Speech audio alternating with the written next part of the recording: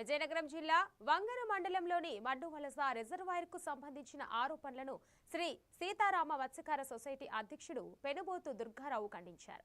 గత పాలక వర్గం తమ తప్పులను కప్పిపుచ్చుకునేందుకే తప్పుడు ఆరోపణలు చేస్తుందన్నారు. కేజరీ కల్చర్ కార్యక్రమం పూర్తిగా మత్స్యశాఖ ఆధ్వర్యంలో జరిగిందని, సొసైటీకి సంబంధం లేదని స్పష్టం చేశారు. ఆరోపణలు నిరూపిస్తే పదవికి రాజీనామా చేయడానికి సిద్ధమని సవాల్ విసిరారు.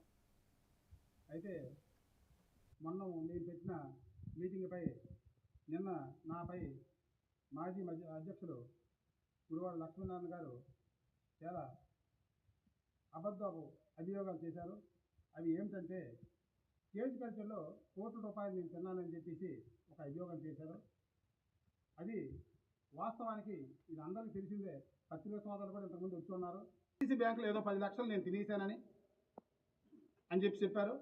అది జీసీసీ బ్యాంకులు అనేది మేము 60 మందికి 15,000 రూపాయలు స్కీమ్ చెప్పిన 60 మందికి ఇవ్వడం జరిగింది. అది బెనిఫిషియరీ 5,000 కట్టుకోవాలి.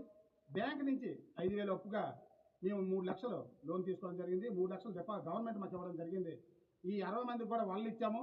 అప్పుడు మాజీ స్పీకర్ అయినటువంటి ప్రతిభా భారత మేడం గారి చేతుల మీదుగా ఇవ్వడం జరిగింది. అది అయితే ఇవే కాకుండా అధికారులు ప్రశ్నిస్తే వాళ్ళు మాకప్పుడు వ్యాధి లేదు, కరోనా మహమ్మారి వచ్చింది, దానివల్ల మేము కట్టలేదని చెప్పి అంటాను. అయితే కరోనా మహమ్మారి వచ్చింది, అది అందరూ తెలిసిన విషయమే కాదట్లేదు.